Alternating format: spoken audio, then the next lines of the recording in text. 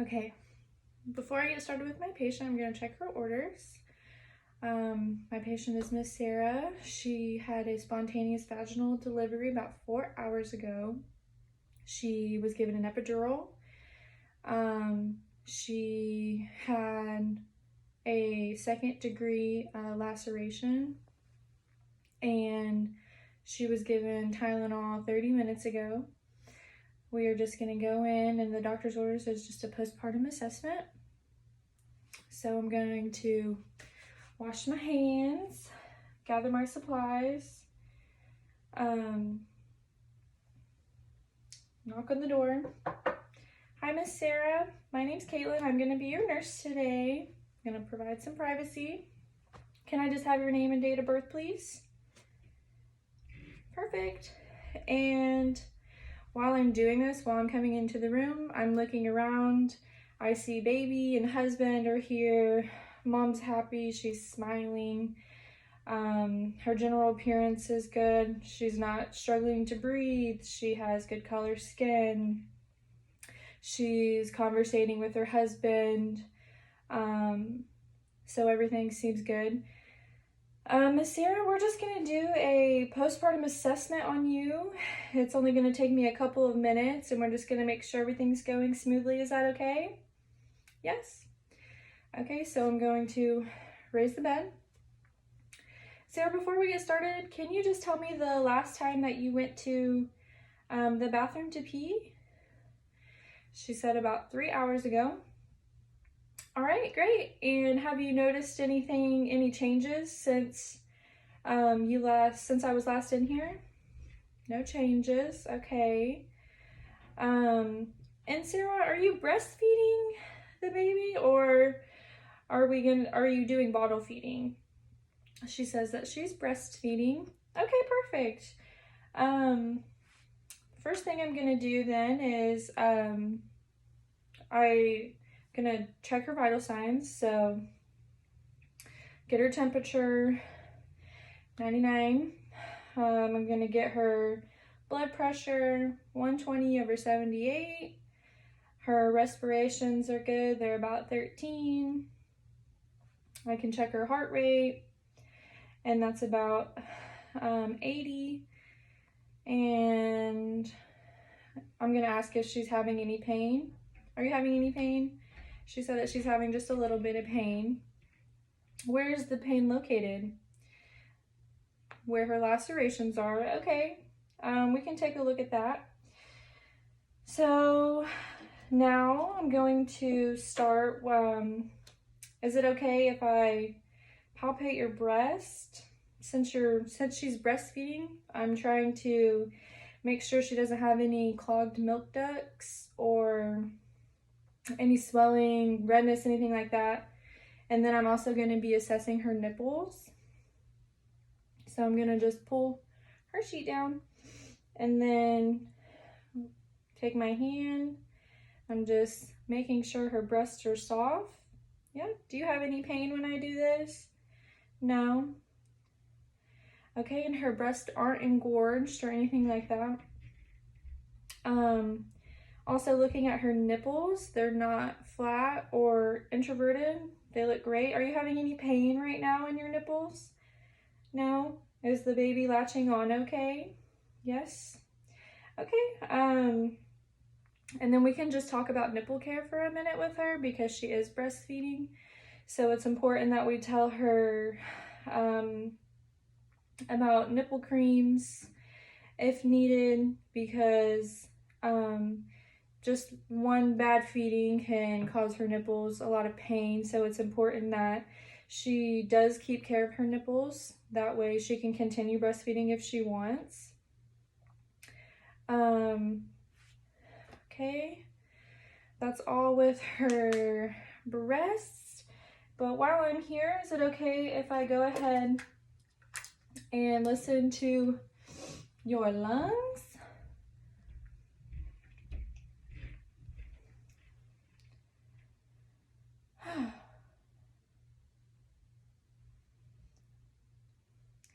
Her lung sounds are equal and clear bilaterally. And then I'm going to go ahead and listen to her heart as well.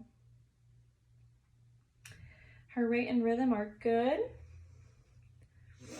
And now I'm going to move on. Sarah, is it okay if we lay you down here for a second? And I'm gonna be covering her back up. Okay, I'm gonna lay her down.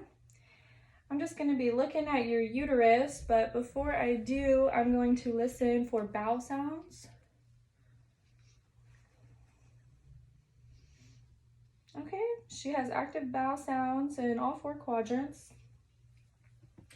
Okay. Now I'm going to be doing checking her uterus. So Sarah, what we're looking for here is a firm uterus.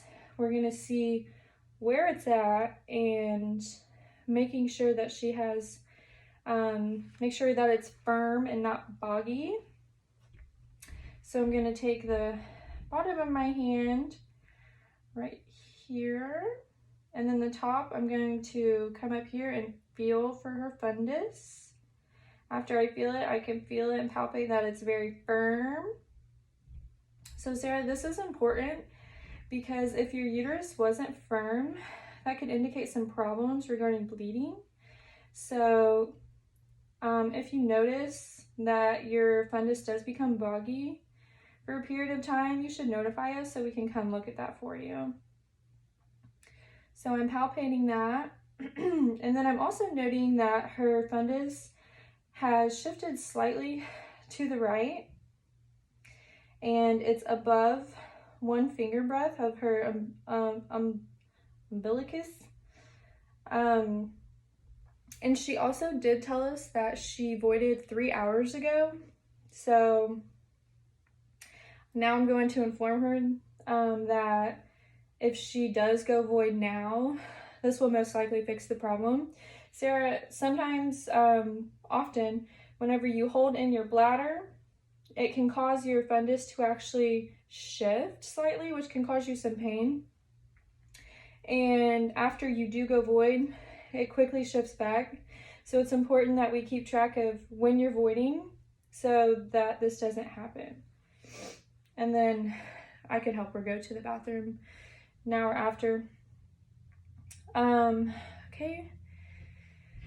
Moving on, I'm going to go ahead and, since I have her gown down, look at her bleeding, seeing how saturated her sanitary pad is.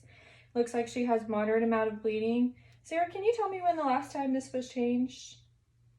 About an hour ago, so that's good. She has no clots in here. Sarah, just a reminder for you, right now, since you just gave birth, you can tell that the blood is bright red, and this is going to change within the next few days, and it's going to go from bright red, and it's going to get darker, and it's going to look brownish, and eventually it's going to be white. So if this ever regresses back, if you are having brown blood and then you suddenly start having red blood, that's a sign that you should give us a call. And then also check for clots. If you ever see any golf ball size clots, make sure you give us a call, because that could be a sign that the placenta isn't all the way out, or that we might have some problems, so we should get you assessed. And if I could please have you roll to your side, and I would put on some gloves. And now I'm checking her her perineum, and I'm looking at her laceration. It looks stitched together. It's well approximated. There's no draining. There's no redness or swelling. And then I'm also gonna go ahead and check for hemorrhoids, since she's already on her side.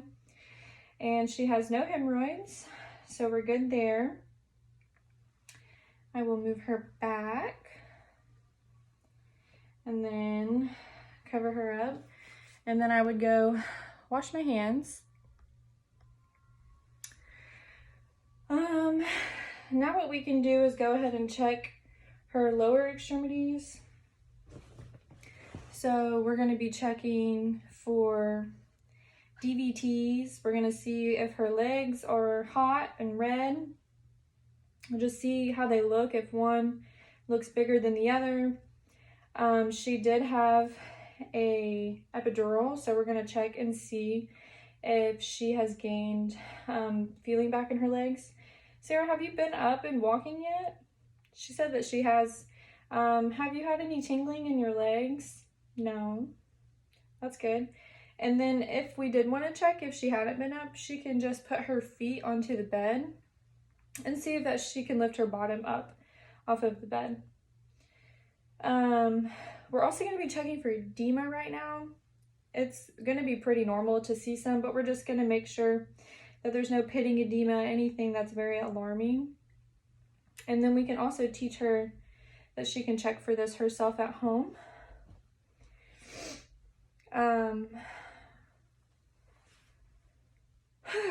And then during that, I also would check her pulses to make sure that I felt them. I'm going to ask her if she's had any dizziness or spotting of her eyes. Have you had any of that, Sarah? No. Okay, good. And now we're going to lower her bed. We can see that she now is asking to hold her baby. She is in a great mood. I'm going to ask her if she needs anything from me. Do you need anything, Sarah? No? Okay, I'll be back in about 30 minutes to check on you again. Here is your call light if you need me before then. And then I'm just going to wash my hands, grab my things, and then I'm going to go document my assessment.